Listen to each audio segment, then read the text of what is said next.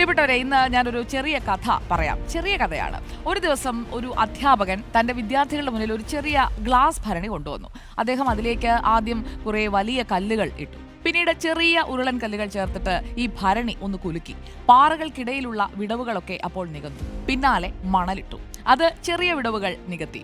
ഒടുവിൽ വെള്ളമൊഴിച്ചു. അത് മണലിലൂടെ ഒലിച്ചിറങ്ങി. എന്നിട്ട് അധ്യാപകൻ പുഞ്ചിരിച്ചുകൊണ്ട് ഒരു കാര്യം പറഞ്ഞു: ഈ ഭരണി നിങ്ങളുടെ ജീവിതം പോലെയാണ്. വലിയ പാറകൾ എന്ന് പറഞ്ഞാൽ അത് നിങ്ങളുടെ ആരോഗ്യം, കുടുംബം, സമയം, ഇതൊക്കെയാണ്. ഉരുളൻ കല്ലുകൾ നിങ്ങളുടെ ജോലിയും വിദ്യാഭ്യാസവും ഉത്തരവാദിത്തങ്ങളുമാണ്. മണലും വെള്ളവും ജീവിതത്തിലെ ചെറിയ നിമിഷങ്ങളെയാണ് ചൂണ്ടിക്കാട്ടുന്നത്.